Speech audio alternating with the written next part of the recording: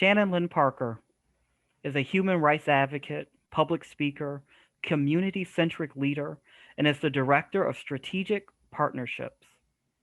In conjunction to her role at Howard Brown Health, Channyn is a member of the executive leadership team and serves on the board of directors at Equality Illinois and the Transformative Justice Law Project. Channyn is quoted as saying, "Equality is the firmest pillar upon which human value stands. If I am named amongst those who are ambitious and maybe even crazy enough to believe that we, somehow through our actions, can leave this world a place."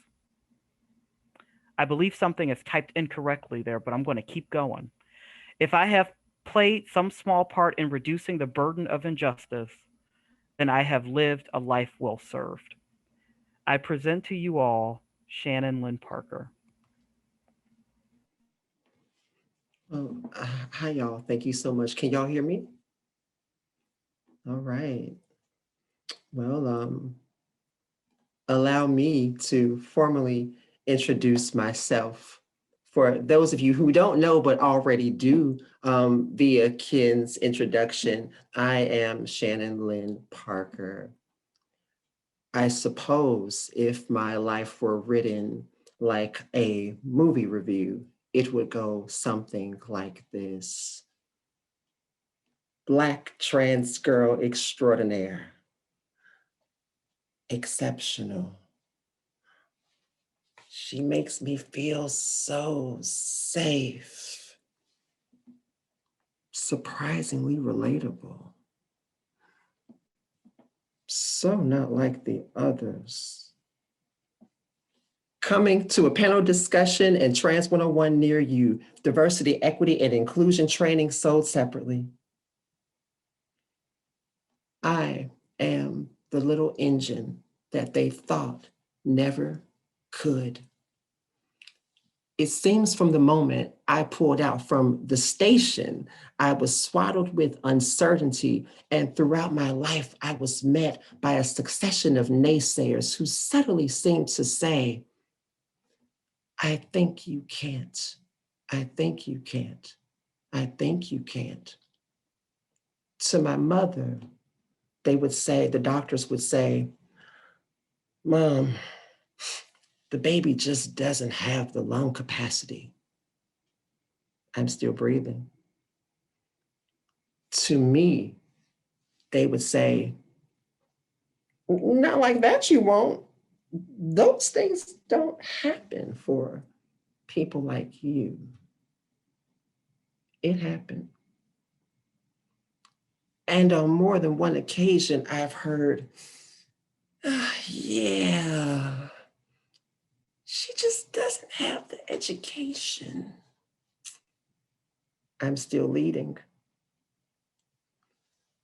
But of all the things they said I never could, love was at the top of their list.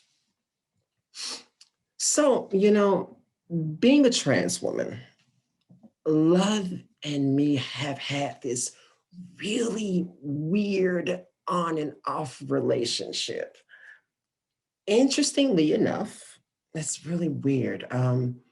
I grew up in total admiration of the women who collected their many husbands' last names, kind of the way my mother collects those ceramic trinkets in her curio cabinet. There's something about the drama of it all, right? Like Elizabeth Taylor, or my personal favorite, Moselle Baptiste from Eve's Bayou.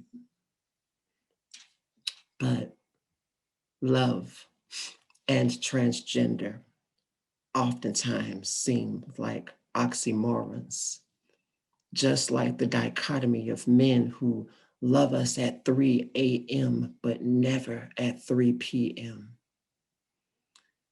Perhaps these men's oxytocin levels do not peak until streetlights signal that the coast is clear and it is safe for them to travel to the houses of their clandestine lovers.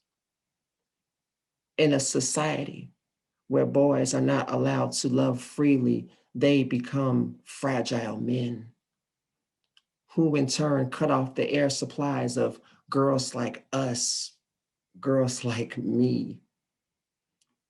These are the men who fight like hell to protect the secrets of which there is nothing to be ashamed of. And while his victim lay slain and she becomes yet another, say her name, I can't help but to ask myself, who is to blame? Is it him or is it the society that shames?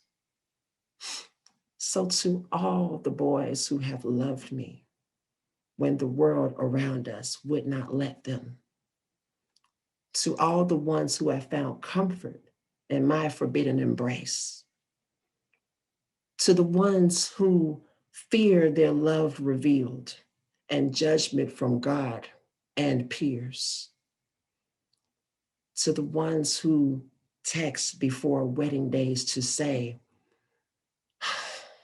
I wish it could have been you.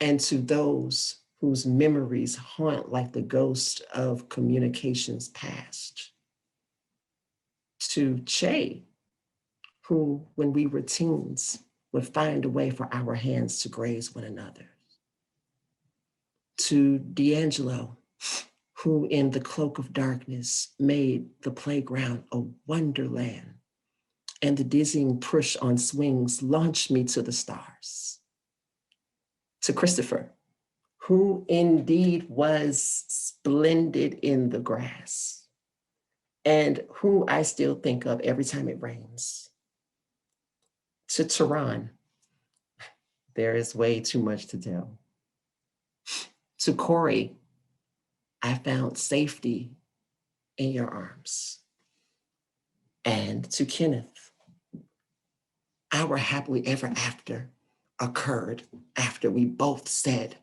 the end. So here I am, a trans woman of a certain age, kind of like Ken on that page, a certain age, twice engaged, still hopeful, but never a bride. I've become a bit of a ring collector.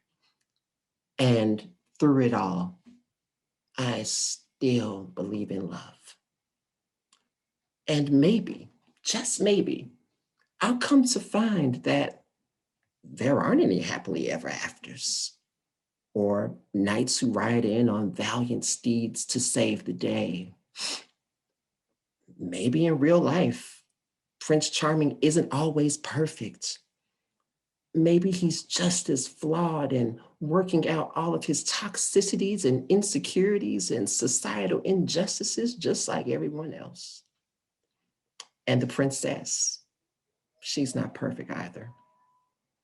Birds do not serenade her in the morning time, nor do they braid her hair.